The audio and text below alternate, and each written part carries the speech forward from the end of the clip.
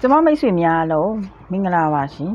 ။ကြာသာပတိသားသမီးများအတွက်၄လပိုင်းတစ်လစာကိုစပြီးတော့ဟောပြောပေးမှာဖြစ်ပါတယ်။ကျမရဲ့ဗီဒီယိုလိုက်ကလေးမှာကြာသာပတိသားသမီးများပါနေတယ်ဆိုလို့ရှိရင်အစအဆုံးကြီးကြည့်ပြီးသွားပါနော်။ဘာကြောင့်လဲဆိုရင်လေကြာသာပတိသားသမီးများကဒီလအစကနေပြီးတော့မှဒီတလလုံးမှာမိမိတို့ရဲ့ကံကောင်းကံအဆိုးကိုအသေးစိတ်လေးတွက်ချက်ပြီးမှရေနေရာလေးတွေပြပြပြီးတော့မှဖြစ်ပါတယ်။ကြာသာပတိသားသမီးများဟာဒီလပိုင်းထဲမှာဆိုလို့ရှိရင်ဝင်စရာရှိတဲ့ငွေတွေမဝင်ဘဲနဲ့အိမ်မတန်ကိုလက်ပိတ်နေပါလိမ့်မယ်။ဒီလေးလပိုင်းမှာဆိုရင်မိမိတို့ရဲ့ကံတရားကတော့နည်းနည်းလေးပဲကောင်းပါတယ်။နော်။စိုးတဲ့ဘက်မှာ60%လောက်ရှိနေပါတယ်။ဒါကြောင့်မိမိတို့အနေနဲ့ဒီလေးလပိုင်းမှာဝင်လာပြီဆိုတာနဲ့ခေါင်းစည်းမင်္ဂလာခေါင်းစည်းချင်းမင်္ဂလာကိုပြုလုပ်ပေးရမှာဖြစ်ပါတယ်ထူးထူးခြားခြားလေးဒီလေးလပိုင်းမှာကြာသာပတိသားသမီးများကလအစမှာဒီမဲ့ခေါင်းစည်းမင်္ဂလာကိုပြုလုပ်ပေးမယ်ဆိုလို့ရှိရင်တော့တလလုံးကံကောင်းခြင်းတွေပိုင်ဆိုင်သွားရမှာဖြစ်ပါတယ်အဲ့တော့ကြာသာပတိသားသမီးများအနေနဲ့ကကြတော့မိမိတို့ရဲ့ဒီလုပ်နေကြ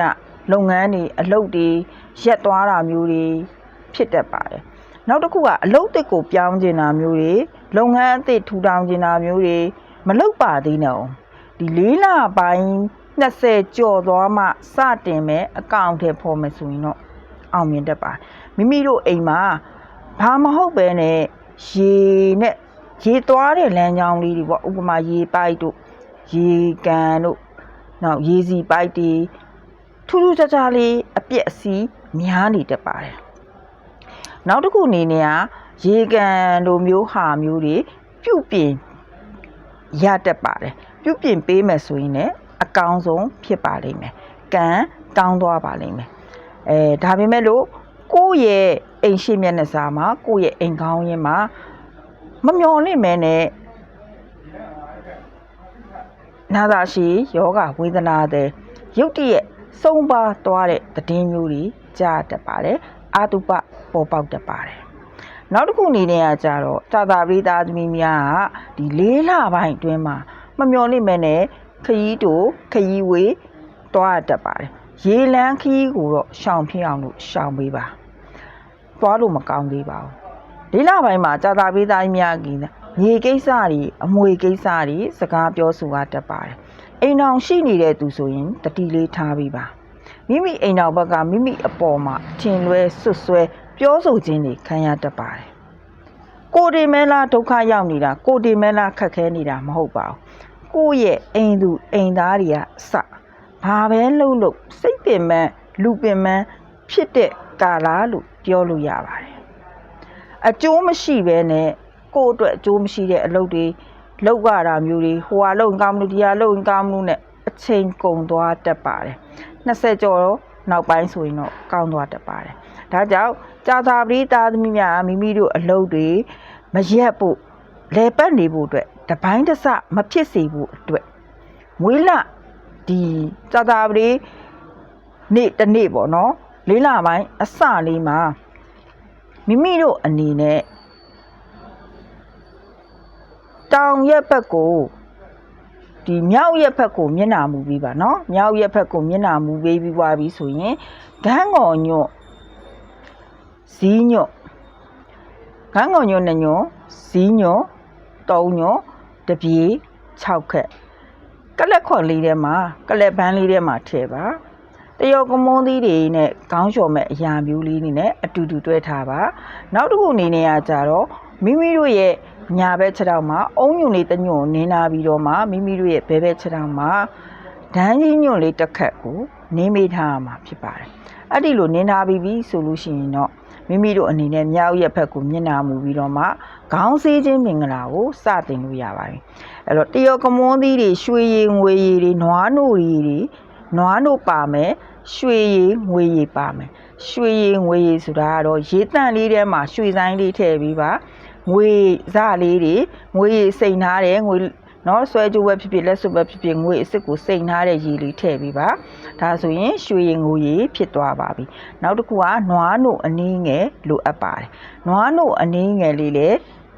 ထားပြရမှာဖြစ်ပါတယ်နောက်တစ်ခုကနတ်သား၅ပါးအရေးနတ်သားမုံ၅ပါးအရေးဆိုပြီးပလက်စည်းဆိုင်မှာမေးဝယ်ပါအဲ့တော့မိမိတို့ပြင်ဆင်ပြီးသွားပြီဆိုရင်ကြာတာပတိနေ့တစ်နေ့မှာမြောက်ရက်ဖက်ကိုမျက်နှာမူပြီးတော့ခေါင်းစည်းခြင်းမင်္ဂလာကိုပြုလုပ်လို့ရပါတယ်အဲ့တော့မိမိတို့ဆေးချလိုက်တဲ့ခေါင်းစည်းတွေကအခုနအောင်ကပြောတဲ့ကန်းငေါ်ညွန့်ရဲ့တပြေညွန့်ရဲ့ဇီးညွန့်ရဲ့ကလက်ပန်းလေးတွေကိုတက်ချပေးရမှာဖြစ်ပါတယ်တရော်ကမွန်ဒီခေါင်းစည်းအဲ့လိုတက်ချပေးပြီးပါပြီဆိုရင်ရွှေရည်ငွေရည်လေးနဲ့ထပ်ပြီးတော့လောင်းပေးရမှာဖြစ်ပါတယ်ရွှေရည်ငွေရည်လောင်းပေးမယ်နောက်ပြီးွားရင်နတ်သား၅ပါးအေးခေါင်းပုံလောင်းချပေးမယ်ပြီးွားရင်နွားနို့လေးလောင်းချပေးမယ်ပြီးွားရင်ရေတန်းတန်းလေးပြန်လည်လောင်းချခေါင်းစည်းမင်္ဂလာပြုလုပ်ပြီးသွားပြီဆိုရင်တော့မိမိတို့ရဲ့ဒီခေါင်းစည်းလိုက်တဲ့ခေါင်းစည်းချင်းဒီအပေါ်ကဘန်းထဲကအရွက်လေးတွေကိုတိတန့်ထုတ်ပြီးပါခြေထောက်နှစ်ဖက်မှာနင်းထားတဲ့အရွက်တွေကိုတိတန့်လေးထုတ်ပေးပါအဲ့တော့မိမိတို့ခေါင်းစည်းမင်္ဂလာကြီးလုပ်ပြီးွားလို့ကလက်ပန်းထဲမှာထည့်တဲ့အညွန်ပန်းလေးတွေရဲ့ခေါင်းစည်းတဲ့အရေလေးတွေရဲ့ကိုကြွထဲမှာတစ်ခါတည်းထည့်ပြီးတော့မှအရှိတောင်တော့အရက်နော်ကြာတာပတိသားသမီးများရဲ့အရှိတောင်တော့ရဲ့တေစားအရက်မှာသွားပြီးတော့စွန့်ပစ်ပေးထားမှာဖြစ်ပါတယ်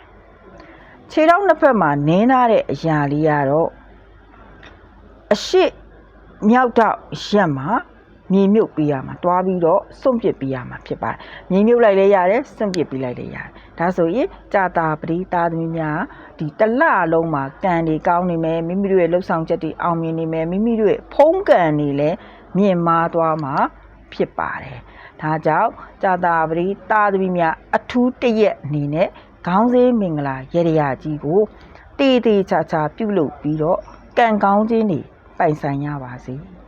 အဲ့တော့ကြာတာပတိသားသမီးများဒီ၄လပိုင်းမှာအချစ်ရေးညံ့ပါတယ်အိမ်အောင်ရေးကံကောင်းတတ်ပါတယ်အဲ့တော့အပြိုလူပြိုဖြစ်မယ်ဆိုလို့ရှိရင်အိမ်အောင်ကြတတ်ပါတယ်မင်္ဂလာကိန်းတွေပေါ်ပေါက်တတ်ပါတယ်မင်္ဂလာစကားတွေပြောဆိုရတတ်ပါတယ်ချစ်သူမရှိသေးတဲ့သူတွေချစ်သူရှိပြီးသားသူတွေဆိုရင်တော့စိတ်ဝမ်းကွဲစရာတွေကြုံရတတ်ပါတယ်ဒါကြောင့်မို့မိမိတို့အနေနဲ့ပြောချင်တာကြတော့ရေရလေးကိုတေချာလေးလုပ်ပြီးဖို့လိုအပ်ပါတယ်နော်ကဲကြာတာပတိသားသမီးများလုံးစိတ်ချမ်းသာခြင်းကိုယ်ကြီးကျန်းမာခြင်းနဲ့ပြည့်စုံပါစေစိတ်သွားတိုင်းကိုယ်ပါလူရဆန္ဒတွေလည်းပြည့်ဝနိုင်ကြပါစေရှင်